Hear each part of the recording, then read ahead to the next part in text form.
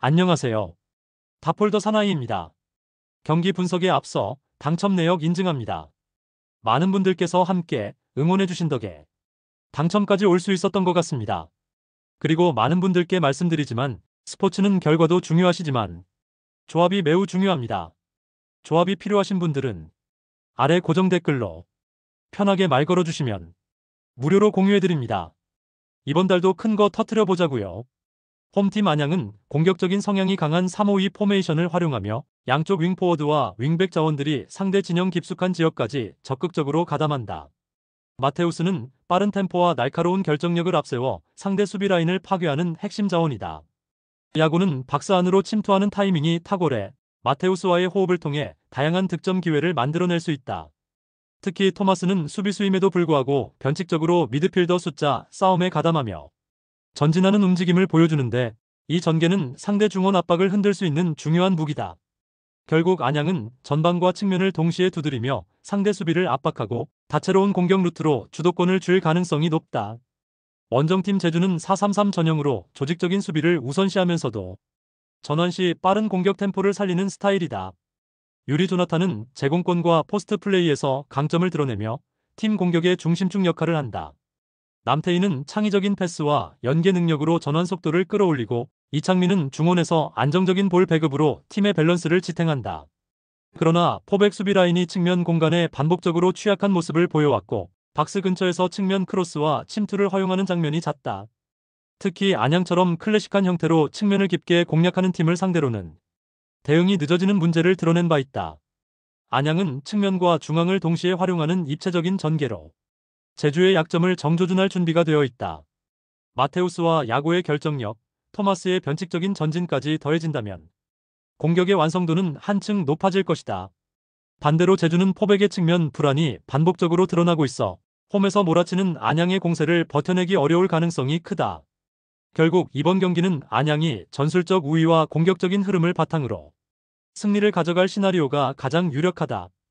홈팀 김천 박상혁은 빠른 침투와 활동량으로 측면에서 활력을 불어넣고 전방 압박 상황에서도 적극적으로 가담한다. 김승섭은 날카로운 드리블 돌파와 페네트레이션 플레이로 상대 수비 라인을 지속적으로 흔든다. 이동경은 팀 전술의 중심으로 빌드업을 지휘하며 전방에 결정적인 패스를 공급하는 플레이메이커다. 김천은 4-4-2 전형 속에서 이동경의 발끝을 거쳐 공격 루트를 다양하게 전개하며 홈에서는 특히 전환 속도를 높여 상대를 압박한다. 중원과 측면에서의 연결이 안정적일 경우 공격은 단숨에 속도와 위협을 동시에 확보할 수 있다. 원정팀 대구 세징야는 여전히 날카로운 패스와 슈팅으로 위협적이지만 체력적 기복과 전환 속도에서 한계가 있다. 정치인은 중원에서 볼 배급과 압박을 시도하지만 강한 템포 앞에서는 대응력이 흔들리는 장면이 잦다. 라마스는 순간적인 돌파와 공격 전환에서 장점을 보이지만 고립될 경우 영향력이 제한된다. 대구는 4-4-2 전형을 유지하면서도 수비 라인이 불안정해 강등권 최하위라는 현실이 보여주듯 압박 저항력이 떨어진다. 특히 뒷공간 대응과 측면 수비에서 잦은 균열을 드러내고 있어 김천의 공격 템포를 막아내기 어렵다.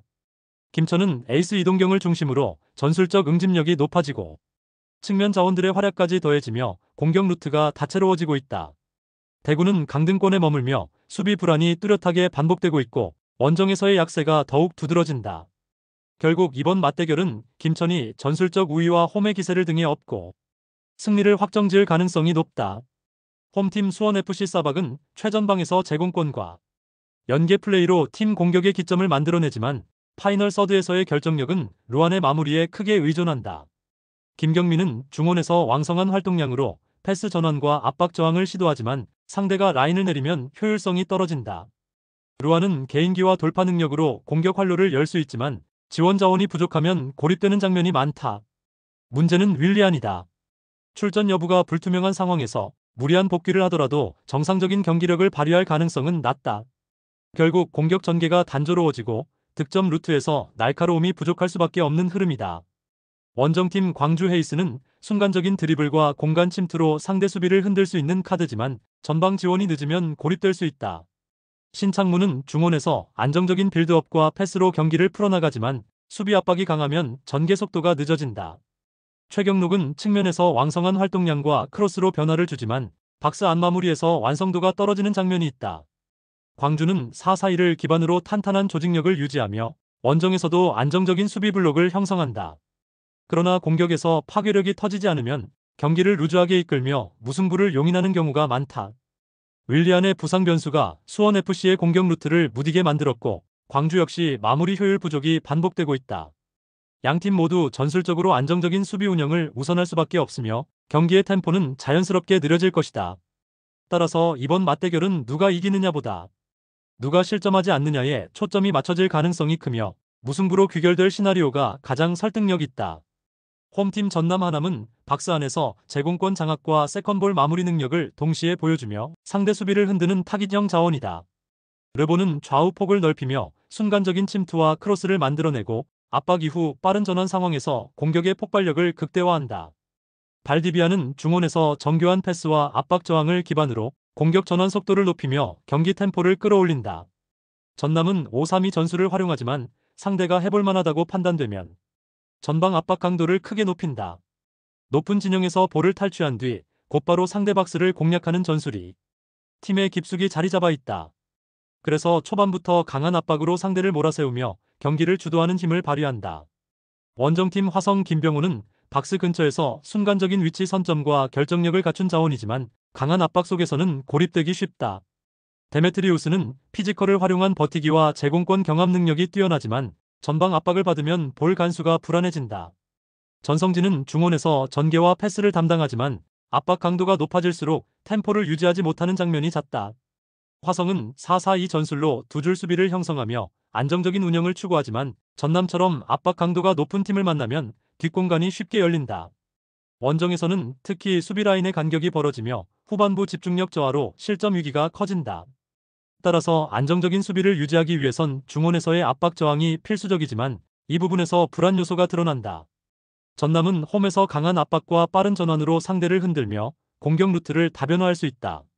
화성은 두 줄 수비로 저항하겠지만 압박에 눌려 간격이 벌어지고 후반부에는 집중력이 무너질 가능성이 크다. 따라서 이번 맞대결은 전남이 경기 흐름과 전술적 완성도를 모두 앞세워 승리를 가져갈 시나리오가 가장 설득력 있다. 홈팀 충북 청주는 3-4-3 전형을 통해 수비 숫자를 늘려 안정감을 추구한다. 페드로는 전방에서 개인 돌파와 연계 능력으로 상대 수비를 흔드는 역할을 맡고 있다. 지현학은 측면에서 빠른 발을 활용해 전환 속도를 높이지만 압박 강도가 높을 때는 활동 반경이 제약된다. 이지승은 중원에서 수비 지원과 템포 유지에 집중하며 밸런스를 지탱하지만 라인을 내릴 경우 공격 연결이 끊기는 한계가 드러난다. 결국 충북 청주는 수비 블록을 구축하고 역습을 노리겠지만 상대의 빠른 공격 템포에 대응하는 데 어려움을 겪을 가능성이 크다. 원정팀 성남은 4-4-2 전형을 기반으로 전방 압박과 빠른 종적 침투를 동시에 가동한다. 후이즈는 득점 감각이 살아있으며 박스 안에서 기회를 살리는 마무리 능력이 뛰어나다. 레안드로는 종적인 침투와 드리블 돌파에서 위력을 발휘하며 상대 수비 라인을 순간적으로 무너뜨리는 장면이 자주 연출된다. 박수빈은 활동량이 많아 중원과 측면을 오가며 팀의 공격 리듬을 살리고 세컨드 볼 상황에서도 빠르게 반응한다. 특히 신재원의 측면 돌파와 결합될 경우 성남의 공격 루트는 훨씬 다채로워지고 상대 수비진에게는 큰 부담으로 작용한다. 충북 청주는 수비 블록으로 버티는데 한계가 있을 수밖에 없다.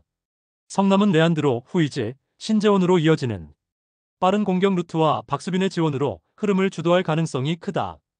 특히 최근 이어온 상승세와 강한 공격 템포는 원정에서도 충분히 발휘될 수 있다. 결국 성남이 충북 청주의 수비 라인을 흔들며 승리로 이어갈 가능성이 높다. 홈팀 안산 김우빈은 중앙 수비에서 위치 선정을 통해 안정감을 주지만 제공권 경합에서 상대 장신 공격수를 막기에는 한계가 있다. 사라이바는 중원에서 왕성한 활동량으로 볼 배급을 이어가지만 강한 압박을 받으면 템포 유지에 어려움을 겪는다. 라파는 전방에서 빠른 침투와 1대1 돌파 능력을 보여주지만 고립되면 공격 효율이 급격히 떨어진다. 안산은 3-4-1-2 전술로 수비 블록을 두텁게 형성하지만 중앙 센터백 조합이 신체 조건에서 열세를 보이며 공중볼 대응에서 뚜렷한 약점을 드러낸다.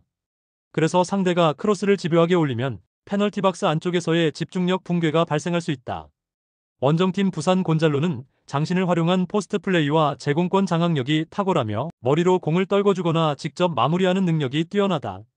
패신은 측면에서 돌파와 크로스를 통해 곤잘로를 지원하며 공간을 넓히는 움직임으로 공격의 폭을 넓힌다. 사비에르는 중원에서 예리한 킥과 패스로 크로스 전개를 유도하며 세컨드볼 상황에서 득점을 노릴 수 있다. 부산은 3-4-3 전술을 기반으로 풀백과 윙포워드들이 하프 스페이스와 측면을 번갈아 공략하며 크로스 빈도를 높인다. 이러한 전개 패턴은 곤잘로의 제공권을 극대화시키며 안산의 수비 약점을 정면으로 파고드는 구조다. 부산은 곤잘로의 제공권과 측면 크로스 패턴을 통해 안산 수비를 끊임없이 흔들 수 있다. 안산은 역습 카드가 있더라도 제공권과 세컨드볼에서 밀리는 순간 전술적 완성도가 크게 떨어질 수 있다. 따라서 이번 맞대결은 부산이 타점 높은 포스트 플레이와 전술적 상성을 앞세워 승리를 가져갈 시나리오가 가장 설득력 있다.